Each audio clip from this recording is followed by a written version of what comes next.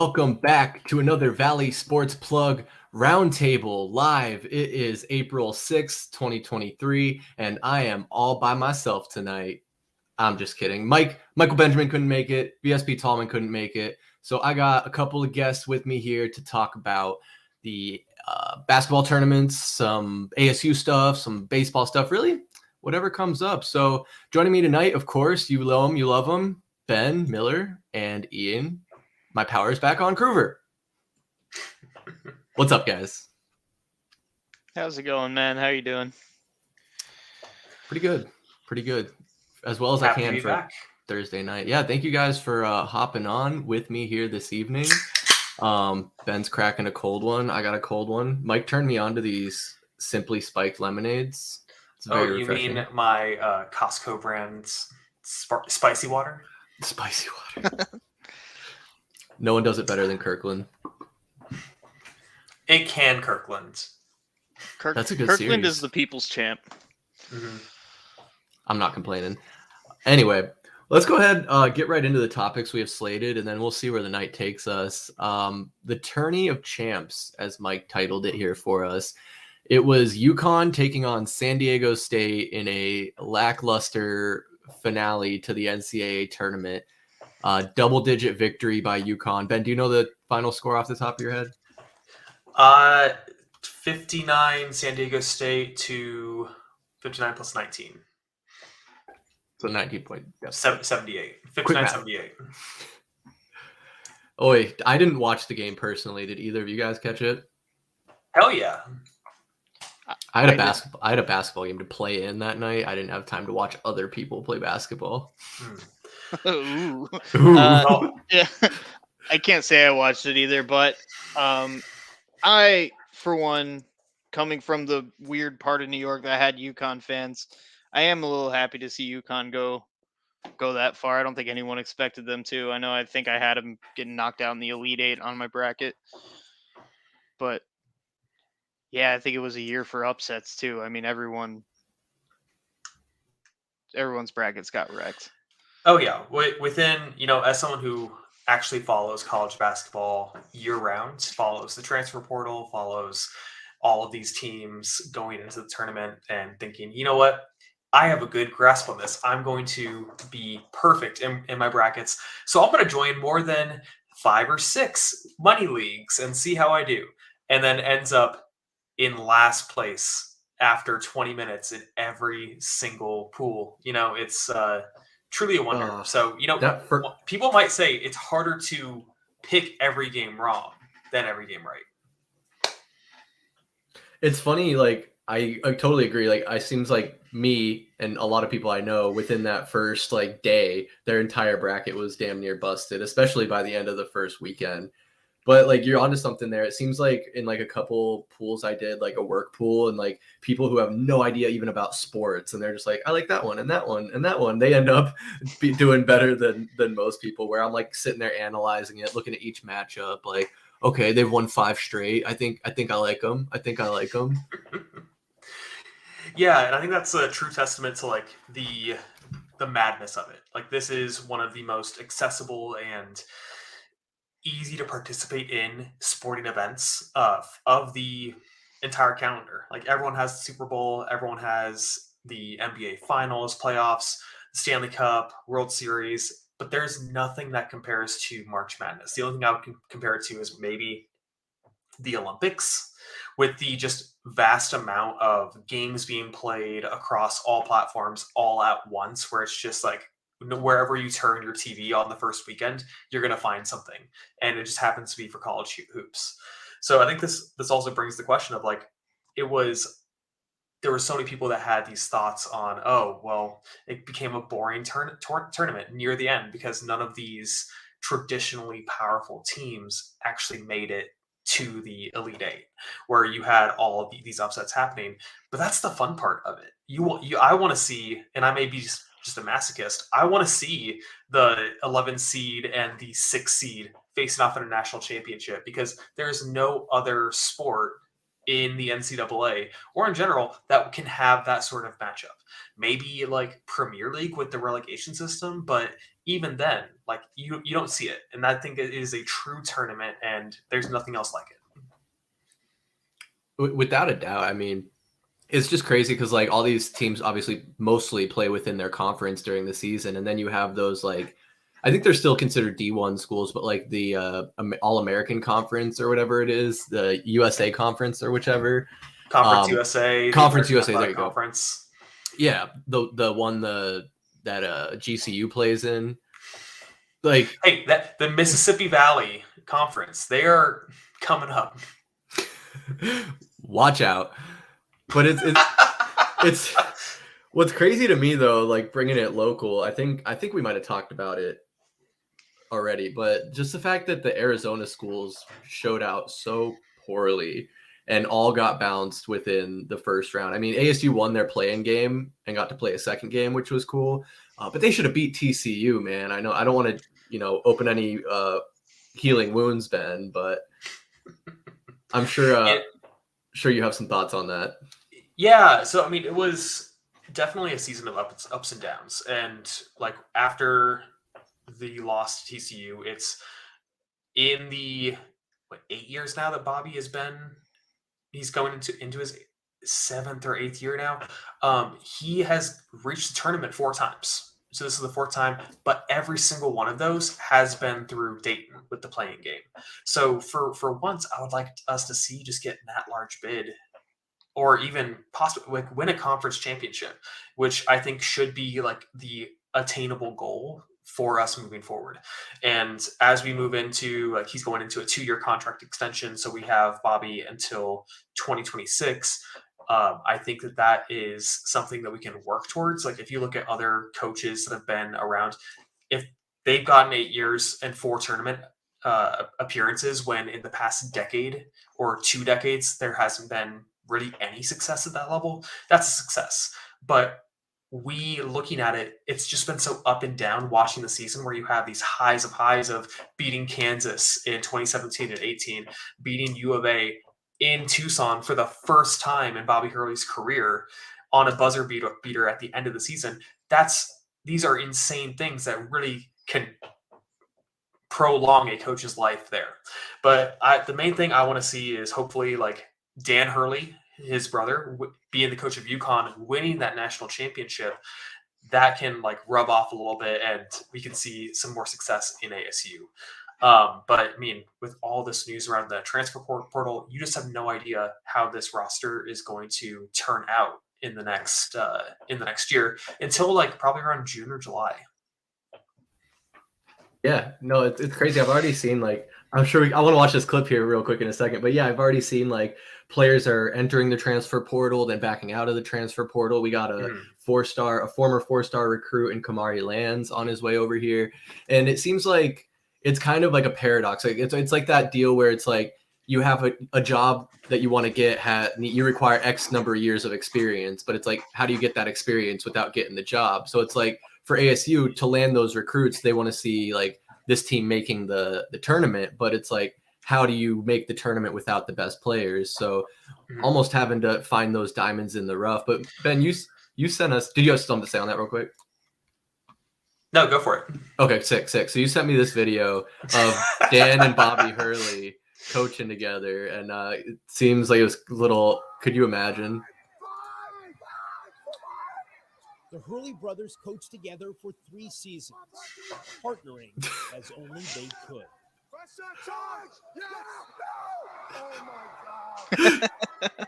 This reminds me of when me and Mike coached together, some high school kids, man. Like, that's so bad.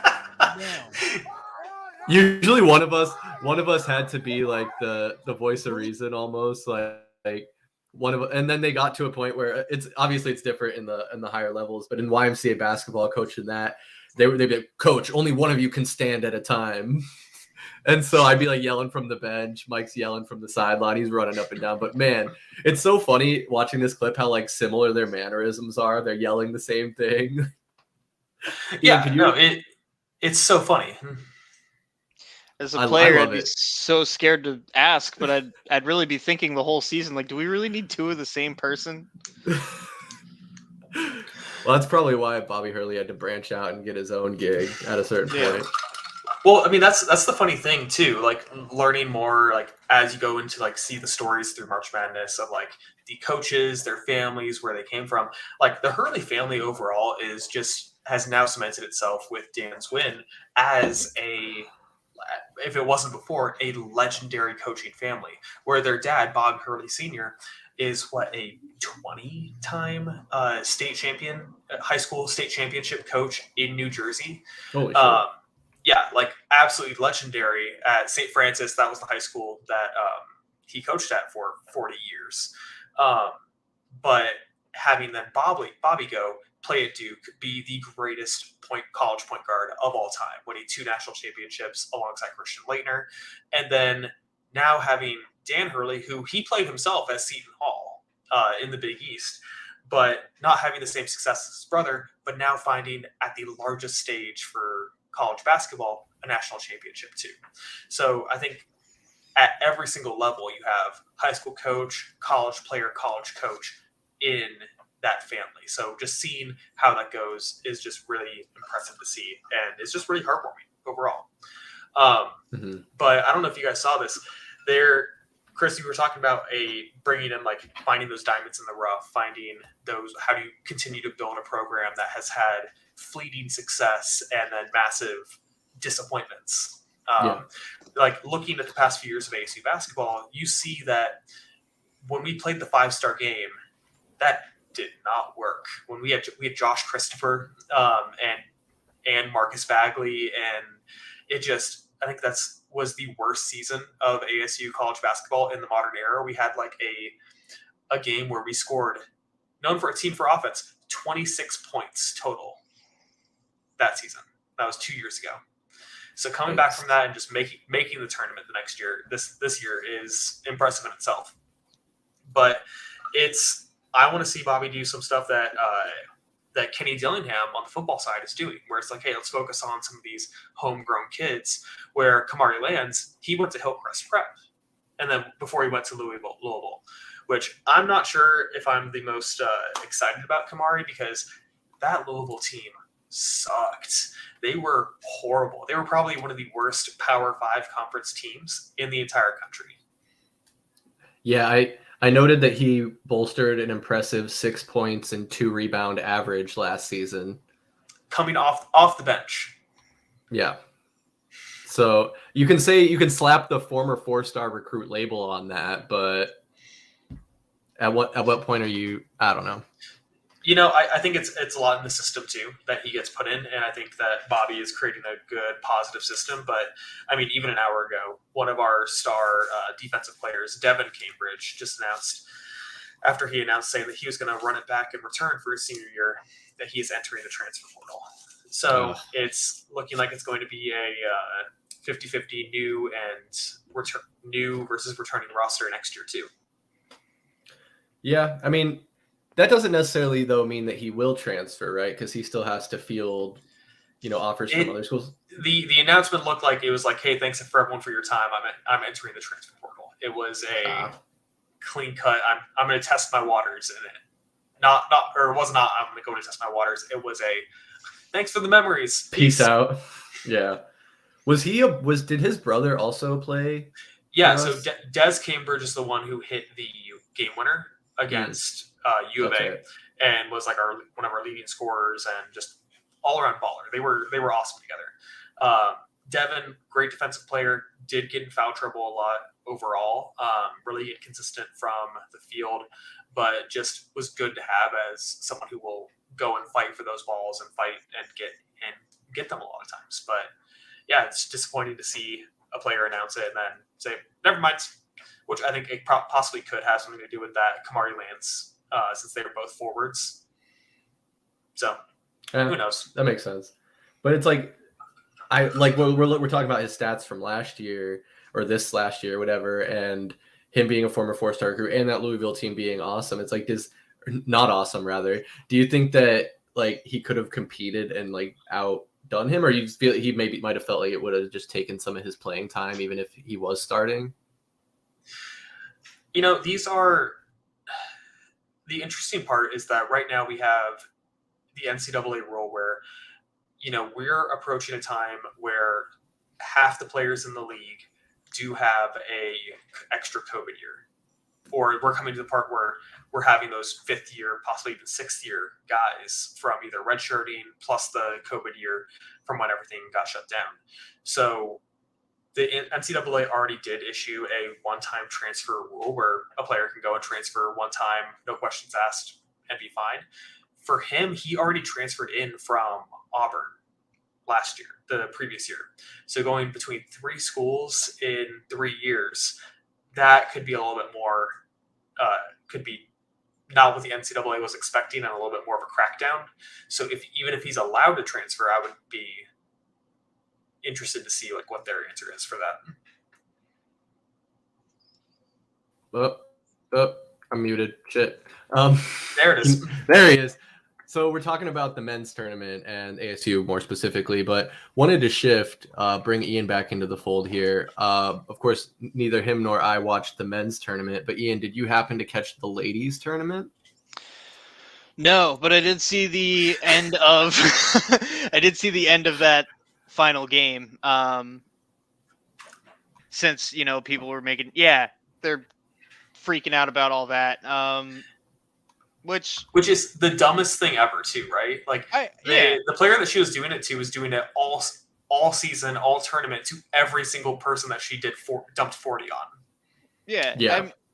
When you're at that point in the game, when what were they up by like 30 by the time that the girl did that? Like, do your thing. Like, you're only gonna get to that spot once in your life. Yeah. You know, at most, so, or not at most, but just celebrate, man. I don't know. Like, just yeah. My only 2 cents on it, like, I have no problem with it. Like, obviously, was it Caitlin Collins was the Caitlin Clark. Caitlin Clark, excuse me, sorry. So she was obviously doing all that stuff, and so it's like if you got to be able to give it and take it. I just felt like it was a little tacky the way she followed her around the court for 20 seconds. Like, it's like, okay, do it. Go celebrate your team, whatever. But no, I had no problem with it. Like, it's fine. But what's crazy is this title from the New York Times, or headline rather, the NCAA women's tournament shatters ratings records in final. The average 9.9 million viewers for Louisiana State topping Iowa was significantly more than the previous record of 5.7 million for the NCAA women's tournament achieved in 2002 when Connecticut won. Is this, correct me if I'm wrong, Ben, is it true that the women's tournament had higher views than the men's tournament? Oh, absolutely not. Oh, okay. No, the women's tournament had that 9.9 million mark at peak, which is just shattered their records for record viewership of the championship game. The men's tournament had the record low number. Oh, okay. But do you want to guess at what number of millions people tuned in for that? For the men's tournament? Yep. Do you have the championship? Do you have the number in front of you? Oh, yeah. Oh, based off what you're saying here, I'm going to say 17.5 million. You have the number in front of you as well, because that is it. Woohoo! I actually don't. Surprisingly, I think I saw it earlier in the day or something, maybe. So, as bad as my memory is, maybe I pulled it out. What was the what was like the, I guess, high though for the men's tournament? I'm not exactly sure what the high was, or if there was a specific game that had the high. But it did average around like 9.5 million across like every single game, like from like if you take the average from championship to whatever it was. So, why do you guys think that is though? That like I guess starting with the women's tournament, why do you think it did like as best as it ever has? Is it because of Caitlin Clark and how she had dropped a 40-point triple-double? Or is it just like that it was a good matchup with her and the LSU team? Because I don't know. What do you think, Ian? I have a complete blank, but what I do know is that women's basketball in college, at the college level, is watched a lot more than it is at the professional level. So what I want to ask you, Ben, is really like how much of a margin is it from the last record that they had? Was it like shattered, or was it kind of close? Like almost doubled. So God that damn. In that New York Times article, it was around 5.7 was the previous record, and this top 9.9. So it is like insane. And I think for the women's, I think it has been increasing year by year with more interest, and especially in talks of equity and access for it too, where it's like why previously the women's tournament would be like the week after the men's tournament and just completely, or during the week, or just not aligned with it at all. And there's been steps taken to really either put the Final Four and championships and make them aligned where it's the same weekend, and where like you have men going these days, women going these days, at least overlapping, so that you could have some of that shared viewership of it too, which I think for this year showed that was a immense success. But then also having these characters that you can go through and look at the content and be like, holy crap, that is good ball being played. With watching Caitlin Clark, with watching LSU play, with having the stories of UConn and having 11 national titles in women's college basketball, it was a much better product, and I think better produced overall than it had been in previous years. Now, looking at the men's and like, they'll say this was a down year, that the product wasn't the same. And the main thing that you look at is at the start of the tournament, what people tune in for is the upsets. And our cup runneth over in those upsets for that first weekend. But then once you hit that first weekend, get to the Sweet 16 Elite 8, what people want to see at that point is who can carry TV numbers. So they want the blue bloods, they want the known quantities that are going into that Final Four and championship, which will have the highest numbers. Which it's no surprise that the highest recorded game was Duke UNC in the Final Four last year. Like that just shattered everything because of Coach K's last year and that rivalry. But that's the thing too. Like people don't want to see a Florida Atlantic versus San Diego State in the Final Four. They want to see that farther back.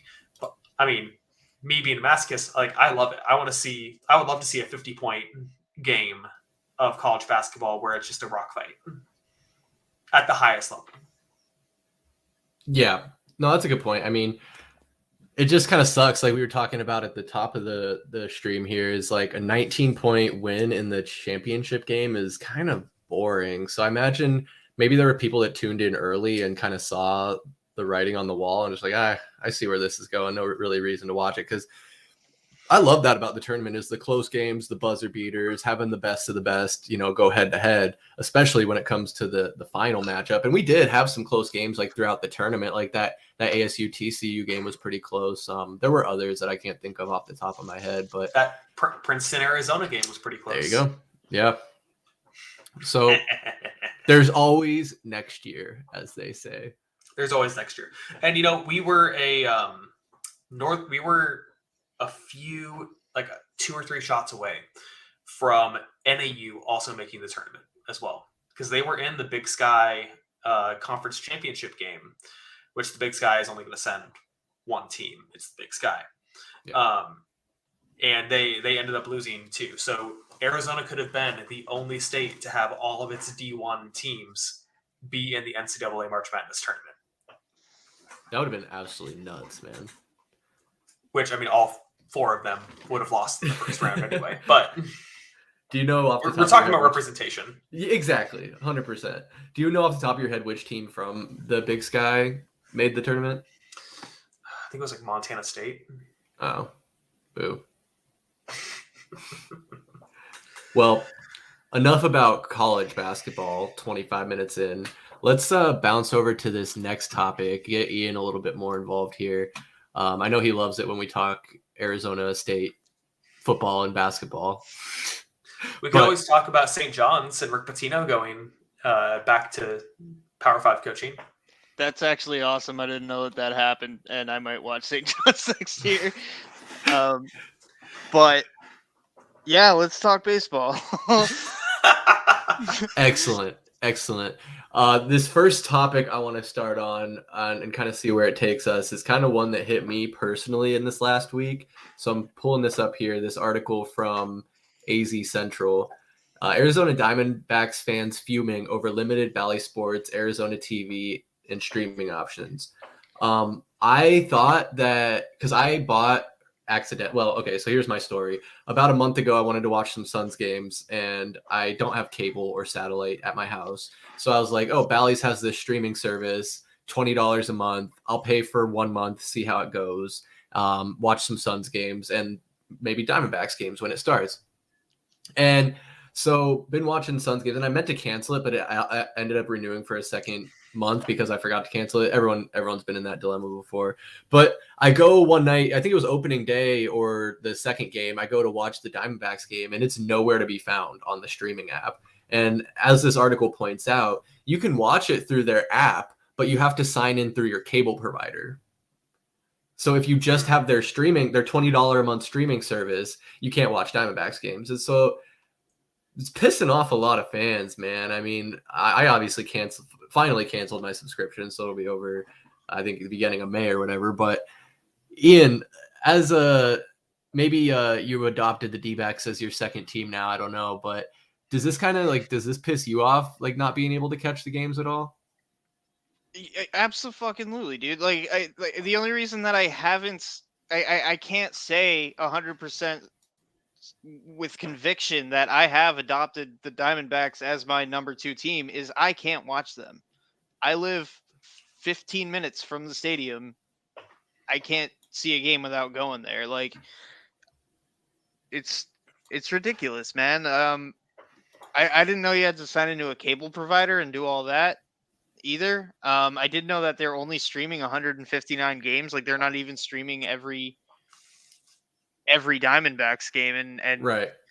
To have these restrictions in 2023 it's just insane to me. Like we got to be done with Bally. I know their days are numbered with filing for bankruptcy anyway, but really I've seen talks where Rob Manfred is debating what to do now that Bally or Fox Sports or whatever the parent company is called that's falling under.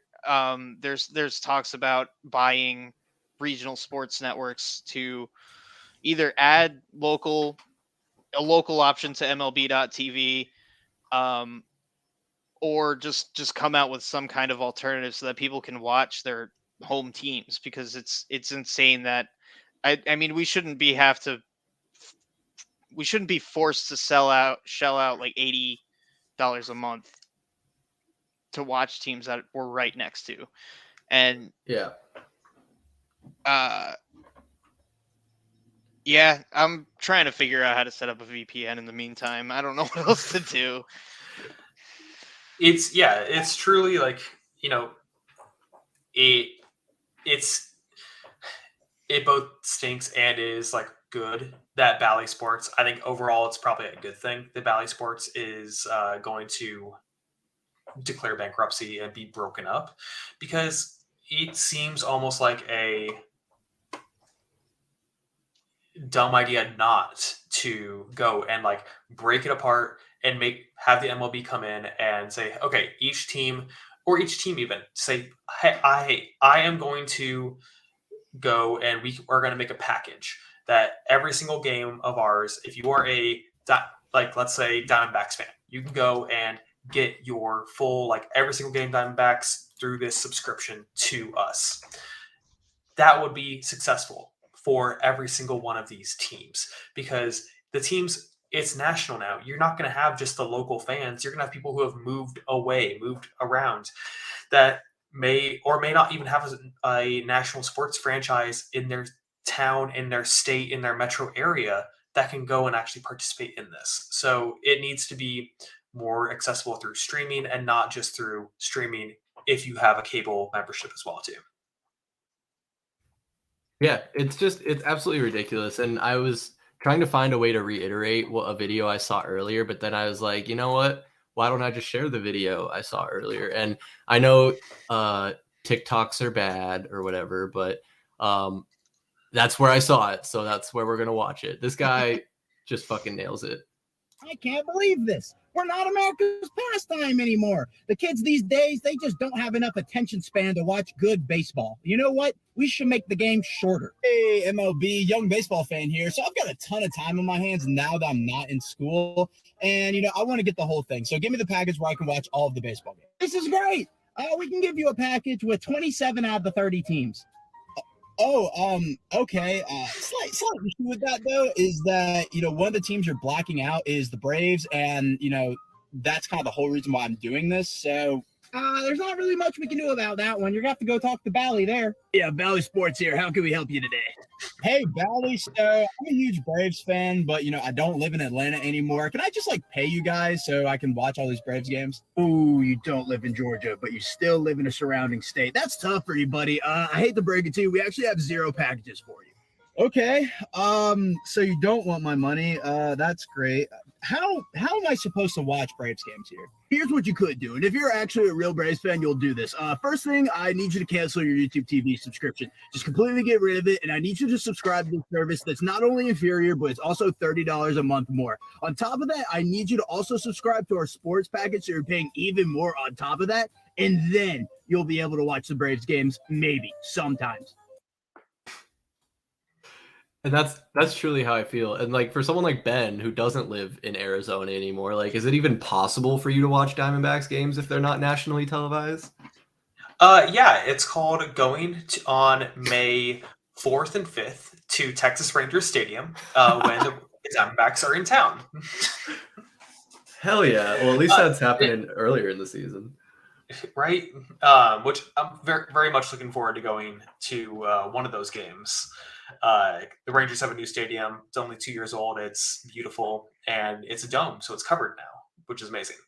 But no, it's absolutely horrible, and you run into the same things with. I hate to go back to college sports, but with the Pac-12 network or these other individual networks that don't have the same national access, even online, to view than anyone else. So just allow us to watch the games. We are fans. We will pay money for the games if it's not unreasonable. Yeah.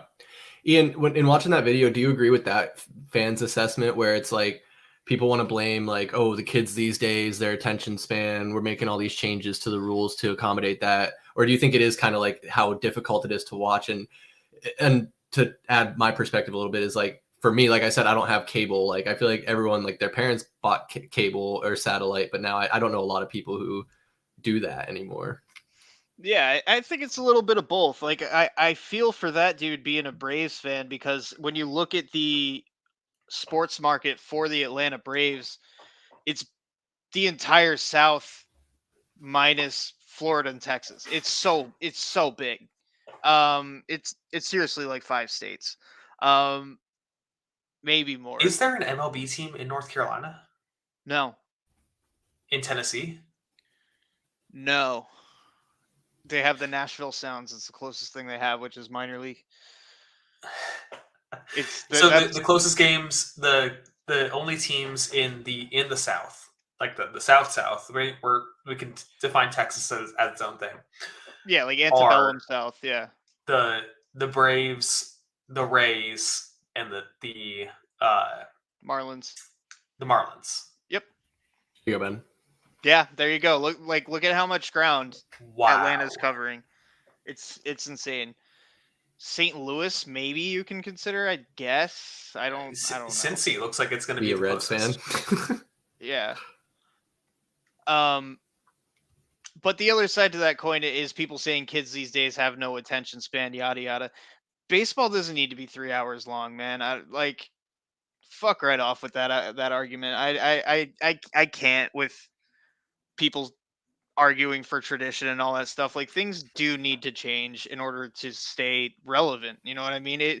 Those kinds of arguments remind me of how it must have felt to hear arguments against the 3-point line back in the 80s. Things have to change.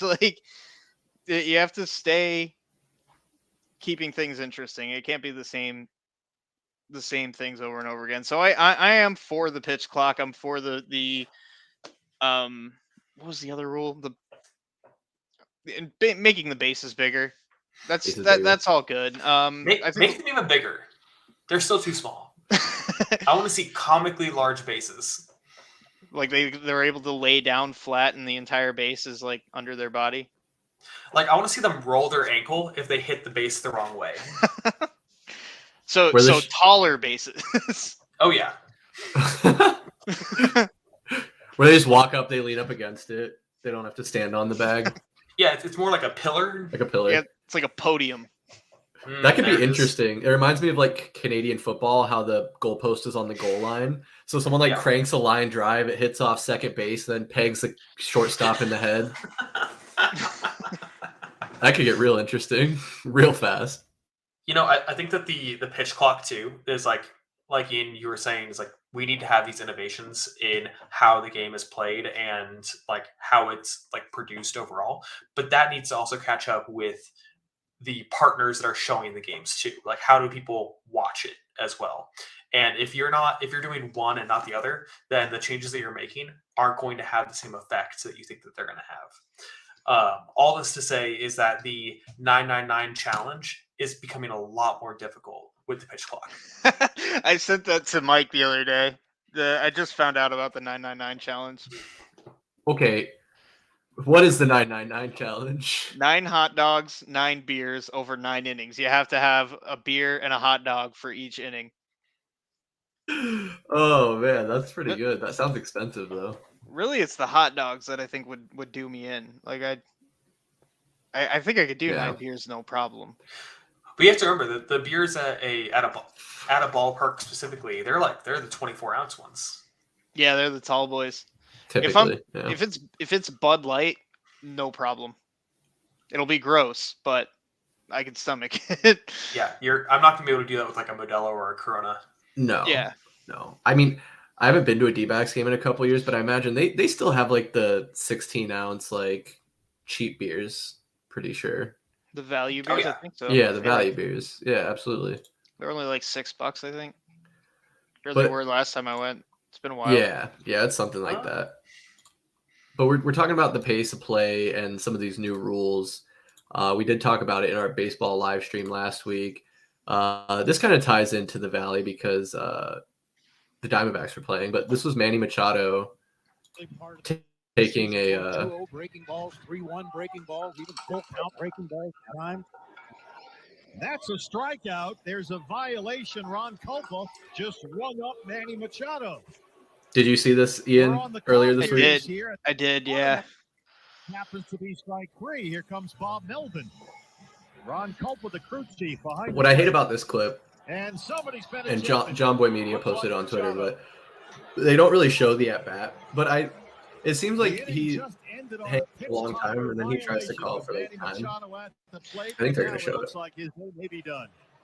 Wait a sec. Yeah, we're definitely getting copyright already, but that's okay.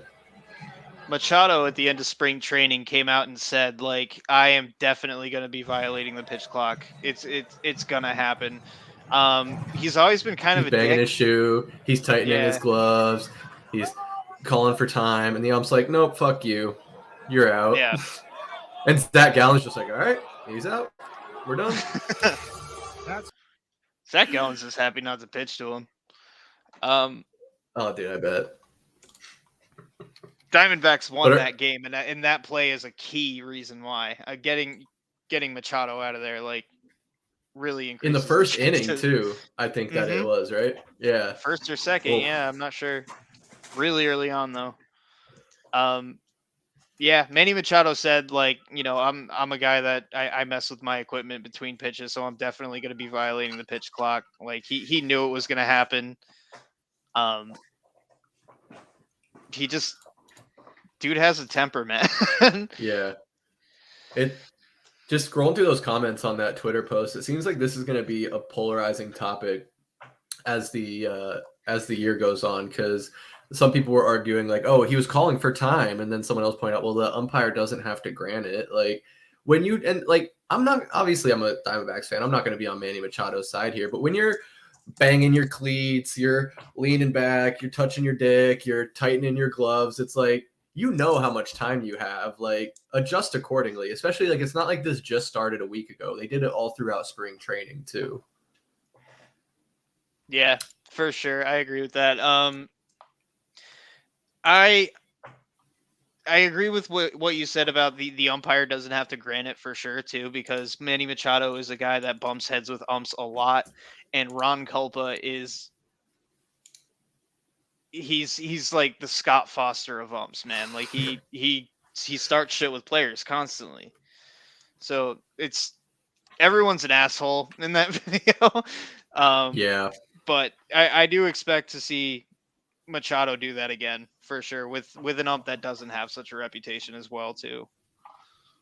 Yeah, I'm sure he will. Like it'll be a point of contention, but it's like you're either gonna adjust or it's just gonna keep happening because they're not. If everyone else is falling in line, and obviously he's not gonna be the only one called out, on strikes, but that could like be kind of crazy. I mean, that was in the first inning, and he ended up getting ejected for talking back. But what if that was like the bottom of the ninth, and there was a runner on, and then he gets called strikeout, third out on a pitch clock violation? Like that's when I think things could be spicy. And I think it was Raymond when we were doing our MLB preview, kind of was having that concern as well. And I just I don't think we're going to be able to have that conversation until we, have an example of that happening. But so far, have you seen any of the other new rules implemented have an impact on games you've been seeing or highlights you've been seeing?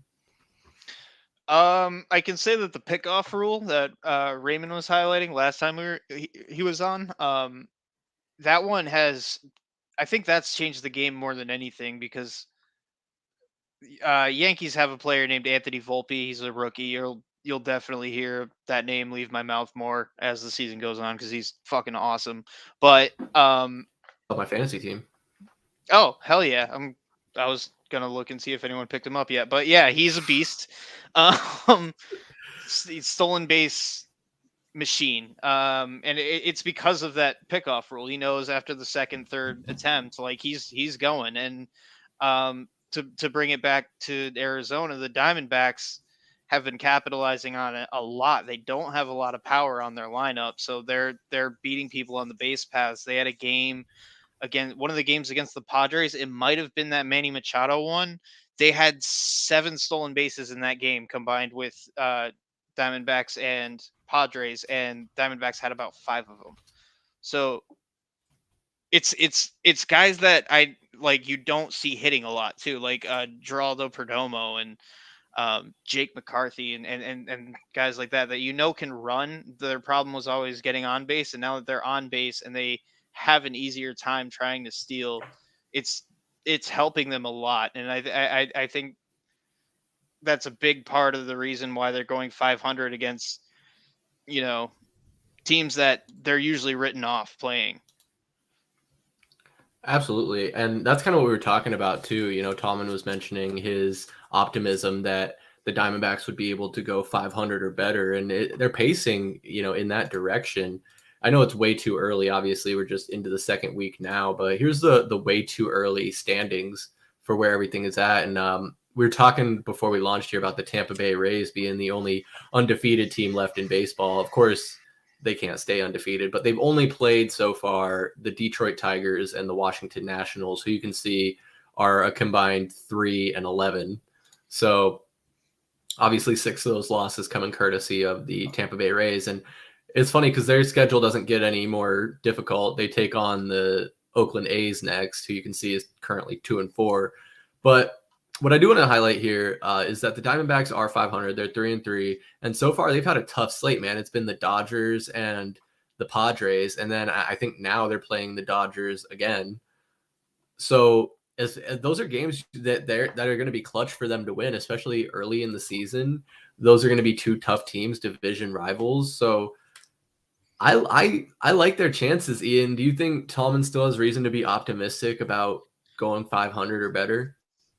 500 or better, sure. Yeah, like they can definitely be a 500 team. Like my stance with the Diamondbacks right now is it's not impossible for them to be in contention for the wild card, but it shouldn't be the priority. They should be more focused on developing their young guys and making them better for when they do have, you know, stronger players in the spots that they're weak in. Currently, their starting rotation still needs work, and their bullpen needs work. They need to get those two things fixed before they even think about sniffing the wild card. But 500, yeah, they can definitely do 500. Like I don't want to say I expect it, but especially now after seeing them play the Dodgers and the Padres, and their starting pitching is pretty ass these first couple games. Like Gallen hasn't been good. No. Merrill Kelly's getting his ass kicked as we speak. And those are their two best guys. Like you don't expect anything out of Bumgarner at this point, and their 4 and 5 is a crapshoot. You don't know who those are going to be. Like they're going to be calling dudes up and sending them down as they go. So even with those question marks, they're still at 500, and it's against two of the best teams in the league. So Yeah. I don't think Cody's wrong at all to be optimistic from what I've seen. That's one thing that's so tough. You mentioned the pitching there. Like, I'm glad you highlighted that, because they really, if they want to be thinking about a wild card, thinking about, being competitive in this division, we have to get better pitching, not only starting pitching, but bullpen pitching. I mean, in that first game, I think it was against the Padres, this Rain Nelson guy pitched 5 innings and gave up three earned runs. And I think it was back-to-back home runs he gave up as part of that. And that was a 5-4 game. So if we just had a better start to that game, I mean, obviously coulda, woulda, shoulda, but seems like if a better pitcher was in that starting slot, that we could have won that game and then be in a different position. Obviously, it's way early. There's a lot of games left, a lot of things that could happen, but it's just, man, it's so disappointing. I think Tallman even texted me like, this motherfucker just gave up 2 back-to-back home runs. He needs to be cut tomorrow. And it's just like, it's not always that easy, because the guy coming up behind him might be worse. And that's terrifying. Yeah, absolutely. It's one of that's going to be the game, is try and guess who's ready until they get a free agent or make a trade or something. And I mean, getting a free agent is going to be tough, because you already have Madison Bumgarner on that giant fucking contract, and Ken Kendrick does not want to spend, man. So it's it's rocking a hard place with that contract. You know what I mean? Mm-hmm. Yeah, Ben, you're our boots on the ground. I just want to know, boots on the ground in Dallas and in Texas. Yeehaw. Yeehaw. But I know the Rangers made some moves in the offseason. They're supposed to be a little more competitive. What's the feeling like out there in Texas as far as is your team this year? Don't you dare call them my team, first off. But I don't follow baseball too much. Like, if the Rangers and D-backs play like every 2 years, like once every 2 years, in the regular, like, and come out here, I make a point to go. But like, seeing some of the games so far this year, the Rangers have had a really good start. Like, there was that one game where they were up, like, it was like 11-2 against someone really bad. But it was just, that's the kind of thing that's getting people excited here. So people are taking notice. I've heard a lot more people talking about the Rangers with positive light than in previous years, where it's been like, oh, did you see what the Rangers did? But yeah, things are looking positive. So we'll just see what happens.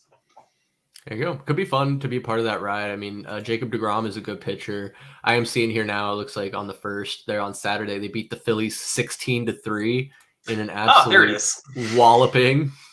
But it's funny, before that, the night before, or maybe 2 days before, they beat the Phillies 11-7. So they're putting up double digits consistently. And the Phillies are having a rough start, but they got some talent on that roster. I mean, if there's sometimes, players you can be a fan of, and I'm a Trey Turner fan. I like that guy.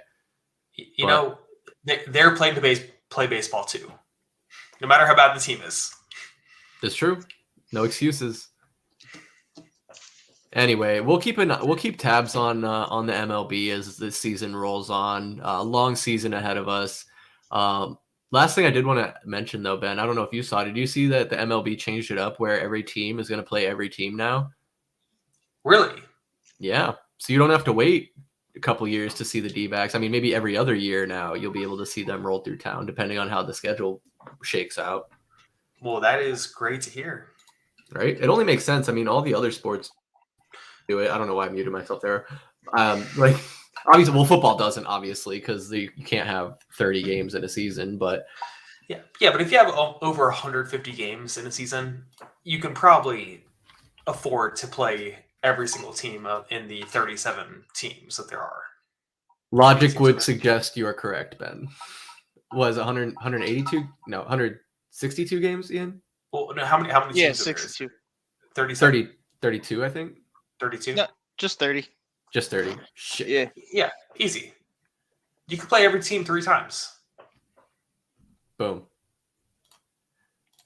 So we do have to talk about the NBA here. The season is ending, and you're there in Dallas, and I hope you're rubbing it in to all those Mavericks fans who are probably crying as their team is about to miss the playoffs entirely. Did they beat the Bulls? I was just pulling up the standings here. That's Friday night. Tomorrow night.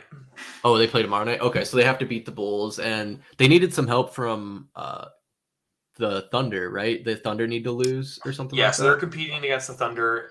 Thunder is currently 10th in the West. The Mavs are currently 11th. They both have 2 more games left. Mavs have the Bulls tomorrow, and then the Spurs on Sunday, while the Thunder has the Jazz that is sitting half the roster on Friday. They actually played them. They played the Jazz tonight and beat the Jazz. Oh, so they just beat the Jazz. Okay. Yeah, so they just have 1 game left against the Memphis Grizzlies, it looks like. Yep. So we'll find out on Sunday if the Mavs are making it. If the Mavs sweep the next 2, then it's gonna be a tiebreaker, I guess, between them and if this Oklahoma City wins the next 2. But you would think that Oklahoma City would try to drop this next one to better secure their chances of Victor Wembanyama. Yeah, but that's risky. That is risky. But for what Dallas paid to get Kyrie Irving, they did what? They traded Dorian Finney-Smith and what was that trade? Spencer Dinwiddie. Dinwiddie, plus a lot of trade capital or draft capital to Brooklyn to secure that for less than a full year of Kyrie, and he's going into a free agency contract this coming offseason. So, like, by all accounts, a Cuban came out and said that he's like, yeah, we're planning on signing Kyrie again, like, to a more long-term contract. So we'll see what happens. But this cannot be seen any other way than an absolute disaster for the Mavs. And we've seen on the news, like, Luka already talking about his discontentment, saying, like, this is not fun anymore for me. Yeah. It's just music to my ears. It's beautiful. And, I'm knocking on wood saying that, like, that laughing at the Mavs when we are in a very close situation to that, where I think we're going to be making the playoffs, like, easily. We're the number 4 spot. But, like, the moment Durant, like, rolls his ankle or is breathed on the wrong way, like, we could be right back at square one too. Yeah, I was talking to Mike, and I think it was in our last recap we put out on YouTube yesterday, is that it's just like that palpable nervousness of Suns fans where whenever Kevin Durant even, like, goes down or stumbles a little weird, we're all kind of holding our breath like, is he hurt? Is he hurt? And it's like, we're already that way with Chris Paul, where he seems fragile and not able to make it through a playoff run. So it's like when you have 2 guys like that you have to worry about, And I mean, this probably might not be fair, but even Devin Booker has been known to miss a game or two here and there with a little tweak or something. So it's nerve-wracking, but you got to know that like every team kind of deals with that to some extent as far as the injuries go. I did want to mention something about Luka there. You said he came out and said that it's just not being, fun anymore. And it's hard for me to have sympathy for Luka, the way he just cries and whines and acts on the basketball court. But there's an off the court issue of his that I've been hearing a little bit about. I don't know if you know this, Ben, but he was in an ongoing lawsuit with his own mother. I guess when he was younger or first entering the league, he gave her the rights to his brand basically. So she owned his brand name like Doncic or Luka One or whatever. And he obviously is blown up in the league. So he was like, hey, mom, I want my brand back. And she said, well, no, you're going to have to, I don't know exactly the logistics of it, but obviously she wasn't willing Here's to just your allowance. hand it over. Yeah, basically, like, I'll give you $20, Luka. Shut up. I'm going to go make millions of dollars off your name.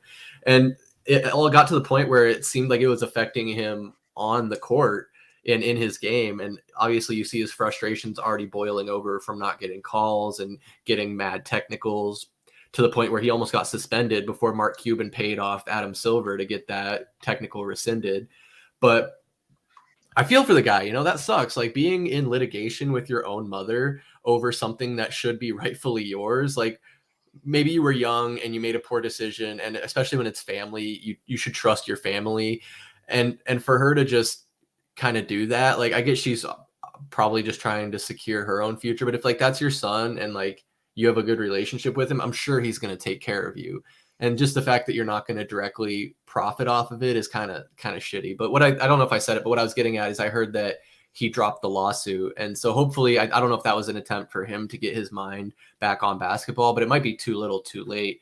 As we can see here, it looks like, from what I can tell, is the Thunder need to win against Memphis and Dallas needs to win their next two games.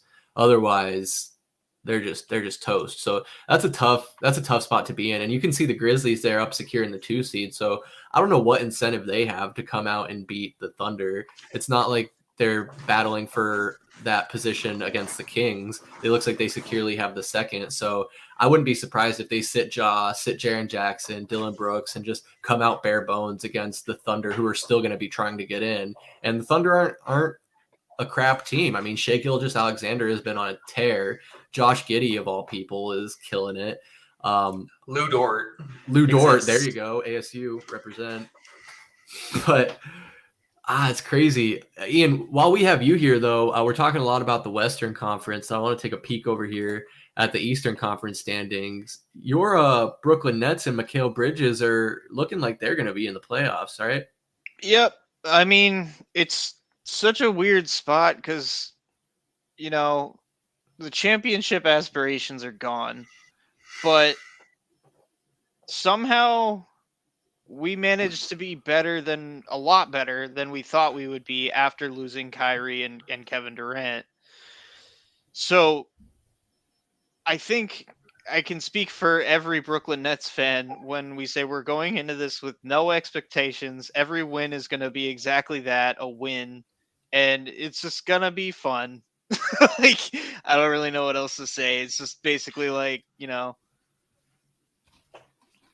let's just enjoy it, right? Have a good run. Yeah, that's it. That is exciting. Like it almost reminds me, I guess not really. That's not really fair because we did go pretty far that year, but like just being like back in the playoffs is pretty exciting and not having any expectations. It's like, if you lose, you lose. But if you win, maybe the first round, maybe the second round, who knows? But for my money, like there's only like 3 real solid teams in the East, and that's those 3 at the top: the Bucks, the Celtics, and the 76ers.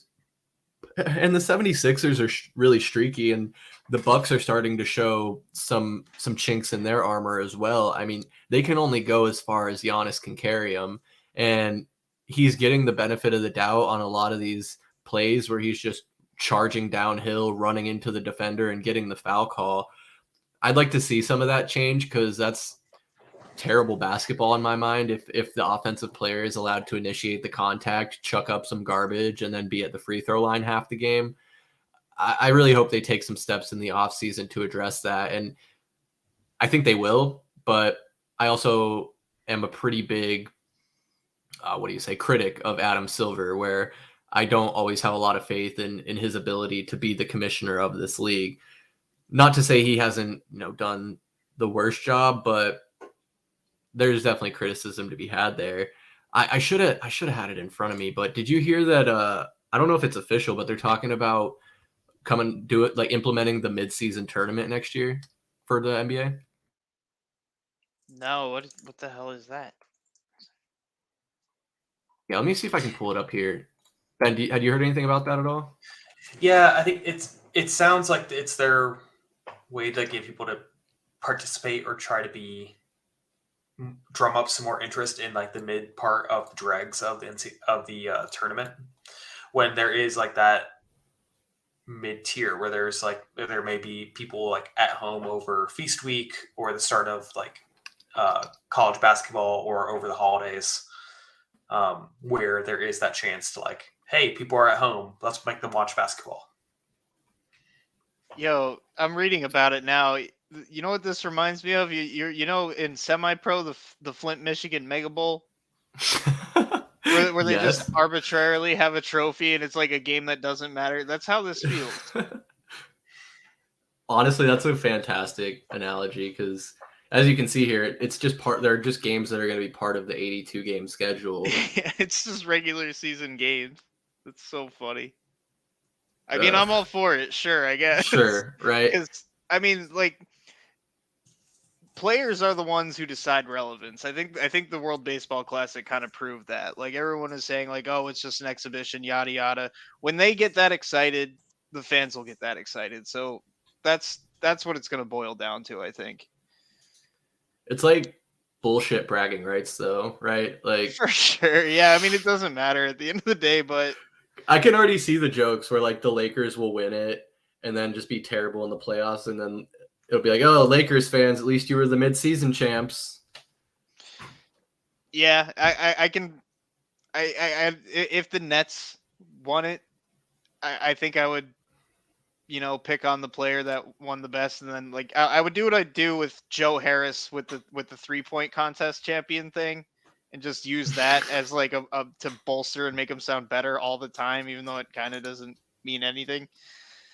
Sure, right? Just being like, oh, mid-season tournament MVP Contavious Caldwell Pope, you can do that. That'll be the meme. I can see that for sure. Why not? And I get what you're saying, Ben, about like especially if they do it around the holiday time, like maybe you'll get some more exciting basketball if they feel like they have something to play for, even if it's just a participation trophy at the end of the day. Sure, maybe we'll get some closer games, some exciting buzzer beaters. And I didn't see maybe I didn't pay close enough attention to the tweet. Is it going to be by conference, or is it going to be like intra-conference, like single elimination all the way through? I guess we'll have to wait and see how that shakes out. Gonna be interesting. Like, sounds like there's only a couple games left. The play-in tournament, I think, starts next week, and then the regular NBA season playoffs, or not regular NBA season, the regular NBA playoffs start, I think, shortly thereafter that. Let me see. That's right, April 15th. Yep. So the play-in's on the 11th, which will be next Tuesday, and then the actual playoff games will start on the 15th. So could be a good opportunity for the Suns, not being in the playoff tournament, to get like a week's rest going into that, get all their guys fully healthy, and maybe tape Kevin Durant's ankles 15 times before he steps on the court. But they're losing to Denver tonight, and I don't think Denver's playing Jokic or Murray, so that's a bit concerning in my mind. We'll have to see how that one shakes out. I did right after the Kevin Durant trade happened, I was wondering like who really should the Nets I said the Nets, that's Freudian slip. Who the Suns should be afraid of going into the Western playoffs. It's really just Denver, I think. That's really the only team that I think is going to be contentious, fingers crossed, barring any injury. because injury is going to be their biggest competitor. But after that, maybe the Nuggets. I kind of see the Grizzlies imploding. So I don't think that they're gonna. I don't even think the Suns are gonna see the Grizzlies. No, I don't think the Grizzlies are built for a playoff run right now. Obviously, Ja's a talented player. Jaren Jackson's coming into his own. I could see the Kings maybe giving us a little bit of a run because they've been on fire and they've beat us a couple times when I felt like they shouldn't. Yeah, we do have Kevin Durant now though, where he's 7-0 currently as a Sun. That could be different after tonight. Obviously, there's a whole quarter left. It's like that coming up on the end of the third. It looks like. Yeah, here's the thing. I will say, if he is on the roster, those losses count towards him. So he's 7-0 in games played. In games played. There you go. Asterisk. It's like that tiny asterisk at the bottom. I will say the Kings are definitely in that same. I put them in the same category that I put Cleveland in on the East, where it's just you don't know. They're unproven, but what that means is that we don't really know what to expect to come from them in the playoffs. It's kind of a crapshoot either way, and both teams are pretty deep. So I have a hard time saying that like, oh, the Suns are going to roll over the Kings, or the Kings are going to roll over the Suns. You just don't know with them. You don't know with the Cavs. Both teams are question marks. I think it's up to the basketball gods. Yeah, I agree. It seems like I don't know if you want to say like it's because there's a lot of parity in the league now, or maybe just from my perspective, being burned in the past 2 years by the Suns, disappointing finals loss to the Bucks, and then disappointing early playoff bounce by the Mavericks last season. But not to say I don't have confidence or high hopes or expectations for the Suns. I still think they have a very good chance of getting to the finals this year, but they're one series at a time. We're going to take it one series at a time, and it starts with it looks like probably the Clippers, which in my eyes is a very manageable team. They do have some talent, obviously Kawhi, Paul George. I think he's healthy, hard to say. And Russell Westbrook's really been coming into his own on that team, which is funny to say when he's like a 34, 35-year-old player to say he's coming into his own, but he's been struggling. Coming in after losing your entire confidence playing for the Lakers and like that situation, like he is a player that really responds to all that negative criticism and like gets into his own head, and that really affects his game too. So it's like I'm happy to see him coming in to his own, like once again, where you're seeing he's like, oh right, this is the West or these are the flashes that we know and we love and that we've seen. Right, and I think. Go ahead. Sorry. I was going to say it should be a really good fit for him. Like you'd think. I know it was a slow start once he got there, but I mean, if you have Kawhi Leonard and Paul George, you're just opening up the floor for them. That's all you have to do, really. You don't have to be the dude that dunked out of the goddamn arena back in 2013. No one's asking you to do that, Mr. That's true. Westbrook. That's true. Yeah. It's kind of like the expectations of like people wanting you to be the superstar all-time athlete, like, and highest point earner on a team, everything like that.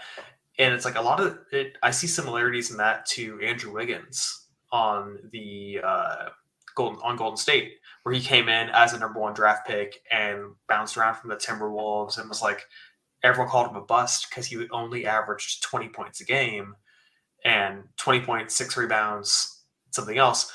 And that he's done that consistently every single game that he's played, where it's like, you know what, that's just what he does. And then you put him in a system and allow him to do that and not be the main source of points. It's like, oh, now you have a championship caliber team. What's funny is I think, correct me if I'm wrong, Ian, he was originally drafted by the Cavaliers and then traded for Kyrie Irving from Kevin Love, but yes. Oh, Kevin Love. That's right. That makes sense. Okay, Kevin Love.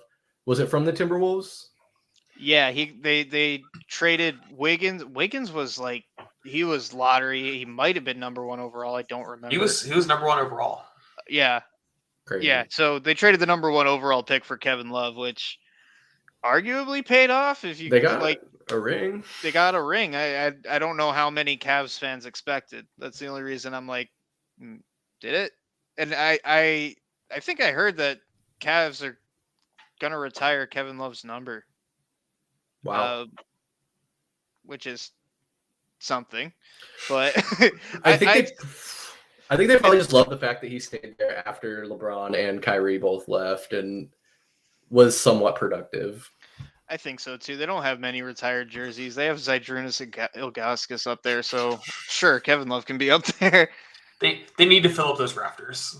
Yeah, it's just they need decorations. Here's the thought. I think that every coach and or player that is part of a team that wins a national or a championship should be in the Hall of Fame. No questions asked. Ooh. Every coach, you said?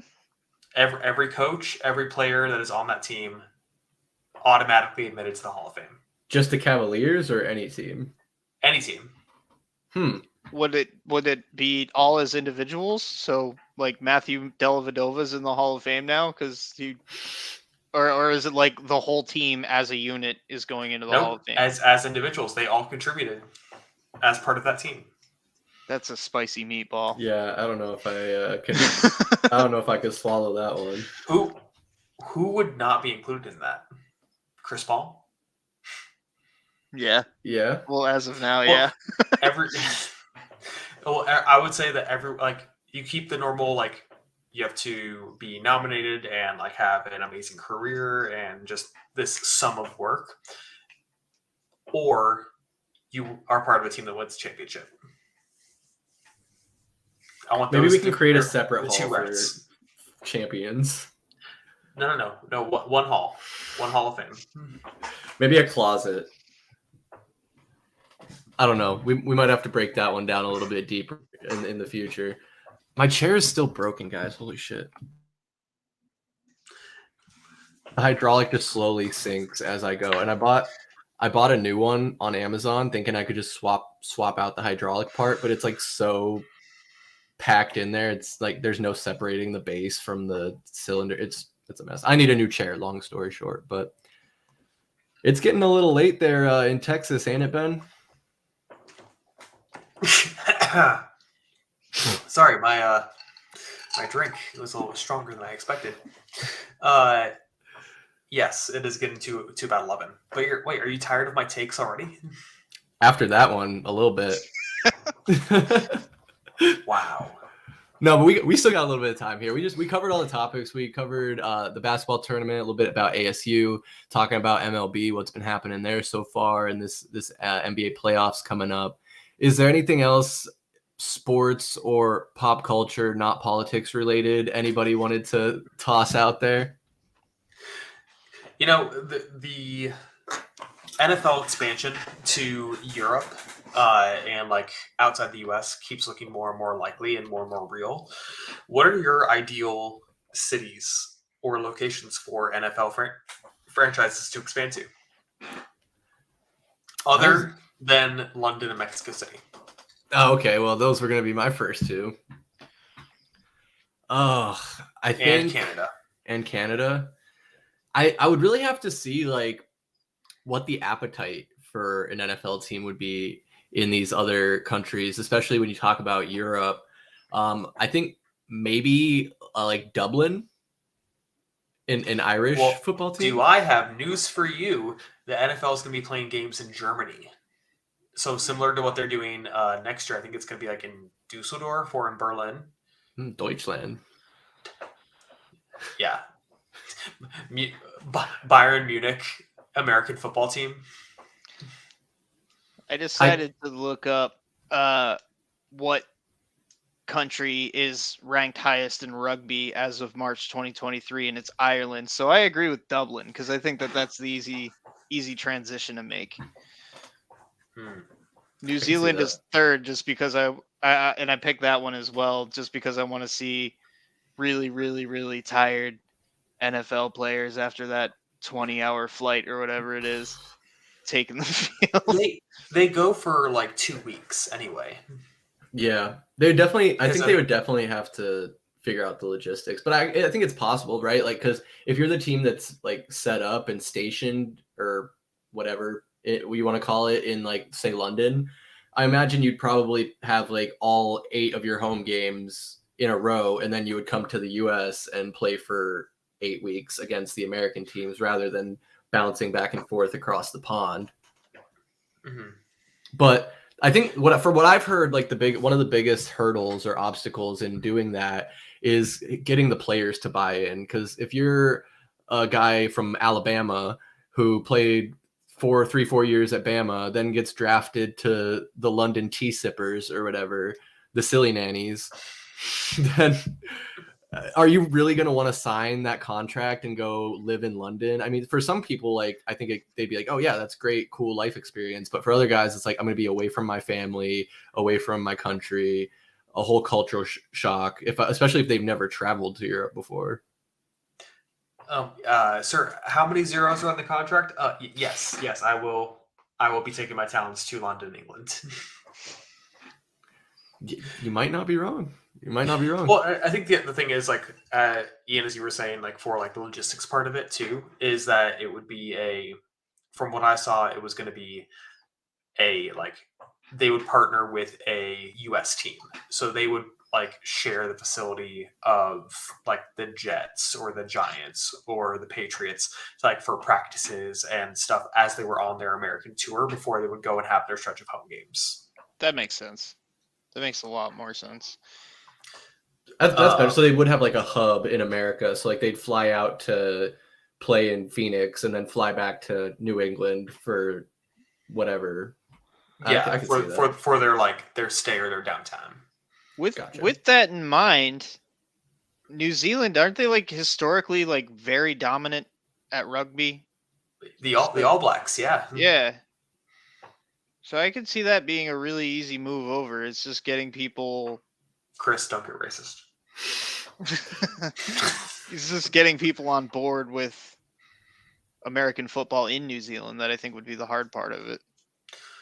I think it's there. Now, the thing that I would bring up is that, do you guys know that rugby, there is a professional rugby league in the U.S.? I did not know that. I did not. So either. there are multiple teams. I think there's like 8 teams around the U.S. The Dallas Jackals is the name here. Interesting. And they play in the same stadium that the XFL, the Arlington Mavericks play, or Renegades play in as well. Which, I am not a diehard fan of any Texas team except one, which is the Arlington Renegades for the XFL. Ooh, we're Vipers fans over here. I'm sorry, you're cheering for the Vegas Vipers. Hot Shots forever. Oh, rest in peace, Hot Shots, man. The New York rugby team is called New York Rugby. That's incredibly clever. I love it. They got real lazy with that one.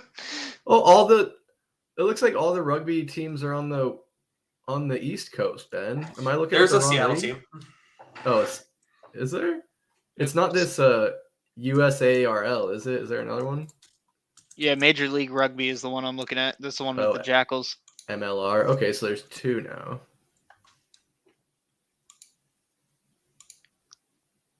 Interesting. So is rugby a growing sport in the United States then? Is that going to become a thing? I think so. Why is my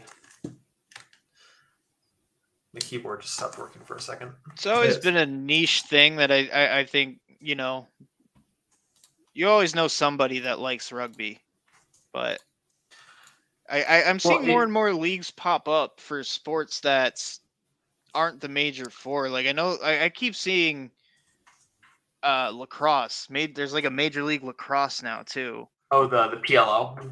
Yeah.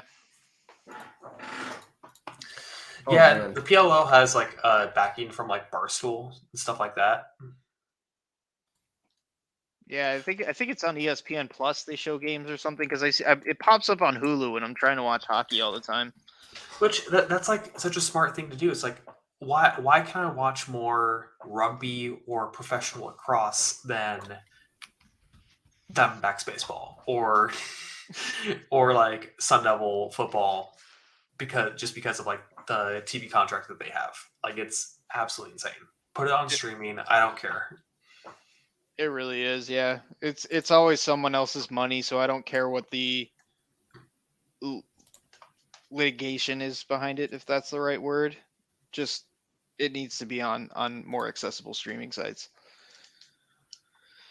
Yeah, I think they need to condense some streaming too. Like I would love to see. I didn't realize I was still sharing that. I would love to see like an a la carte, like almost cable provider where instead of having to buy like a packet where because they package together like these 60 channels, but you only want 3 of them. So then you got to buy the 120 channel package, but you only want 10 of them. It's like, let me pick ESPN and NBC and TNT and all the channels I want to see and put that in a package rather than I have to have Hulu, Peacock, all these other ones, like paying $60 to $120 or more a month. And then you still don't get to see what you want to see because the Diamondbacks only stream through Cox or whatever. Like, yeah, that sucks. It's really that for me. It's the regional streaming, I think, is the final piece of the puzzle. The a la carte thing, I agree with you in terms of I hate that I have 8 different streaming services. Yeah. It's super annoying. There's got to be a way to compile them. I love the Disney bundle. There needs to be more of that idea. And the only people that it would be hurting are the people who own the streaming services, and they're the ones making the goddamn decisions. So. Right. And that's the only reason the Disney one works is because Disney owns ESPN, they own Hulu, and they own Disney Plus, obviously. So do we just need, I think Matt and his crazy ideas, I think he suggested that ESPN just buy all the TV channels that ever existed and have a monopoly on it or whatever. Sure, Matt. We can do that as long as I can watch Diamondbacks games. That's a disgusting solution, but it is a solution. I'm disappointed that Matt wasn't able to come on tonight after being so active in our contributor group chat. Oh, I know. He's one of a kind. My brother is, but we love him. He'll be back on these, and we can poke some fun. You know who we need to come on and give some Suns hot takes is Stephen Miller. He's got a standing invite. I don't know if he's ever heard that, but we'll let him know. We'll get him on here. Let him know. We could have the Miller brothers duel, and I'll just moderate it or something. Do you guys? So for you, me and my brother, like we disagree on a lot of things, but there's some sports stuff that we do agree on. How agreeable are you and Steven on topics like that? So like I'm always I think we 99% of the time like we agree, like we love the same things. But when it comes, like we're both super passionate about college basketball. And I am of the firm belief that if you have an alma mater, if you went to a college or high school or are from an area, like you should support that team hands down. Like that, if your favorite team growing up, where your family may have gone there, or you just looked on, and you're like, oh, hey, I like that, and saw that happening, and that became your favorite team. Like that's great. If you go somewhere, you should support your alma mater. But the meaning I have to say is that Arizona State is the team I went to. I went to Arizona State. I love it. We grew up down the street from the campus. I'm going to cheer for them every single time that they play. Steven also went to Arizona State. He also grew up down the street. I've known this man my entire life. And yet, when Arizona State and Kansas played, do you know who he cheered for? Kansas. I know the answer. Yep. Rock chalk. He is a diehard Kansas fan. So I say, you can have a favorite team, but when that team is playing your alma mater, you are cheering for your alma mater. Yeah. No, I have to agree 100%. I mean, correct me if I'm wrong, Ian, but I feel like it's kind of similar where like you'll cheer for the Diamondbacks to win having lived here for as long as you have now. But the second the Yankees come to town, you're cheering for the Yankees because that's where you grew up and that's who you've always been a fan of. Yeah, absolutely. It's, I go back 3 generations of Yankees fans. I don't think I've ever shared this on the stream, but growing up, my father worked for Major League Baseball. We used to get free tickets through his work all the time. Um, I've met several Yankees. Like, he's had dinner with a bunch of players and stuff like that. It's very much ingrained. It's a cult that I'm indoctrinated into. So I never had a choice. That, like, I remember telling my dad as a kid that I liked Mike Piazza, and he pulled the car over. Um, Yeah, so it's exactly that. When the Diamondbacks are playing anybody, I'll root for them. When the Yankees are playing anybody, I'm rooting for them. But when the Yankees play the Diamondbacks, I'm going with the Yankees for sure. Exactly. That's something I think we can all agree on. But that's the type of disagreements I want to bring to the stream. So definitely going to have Steven on here sooner rather than later, I hope. But fellas, on that note, I think that we're going to call it. Ben, Ian, if you want to stick around after we close the show and say goodbye, we'll be back in the pre-show lobby. But to everyone else who is probably watching this back, maybe, or I don't think anyone's watching live right now, thank you so much for making it this far in the video. We're going to be back next week with a Pass the Outlet, me and Michael Benjamin talking basketball, doing a little NBA playoff preview and Suns total season recap and some other basketball related topics. And of course, tune in every week to one of our live streams. Usually Tuesday through Thursday is our designated block. And you can always find out by following us at AZ_VSP on Instagram, Twitter, and TikTok. Also Valley Sports Plug on Facebook and YouTube. But want to thank Ben Miller and Ian for being with me this evening. I'm Chris Patrick, and we'll see you next time. Peace.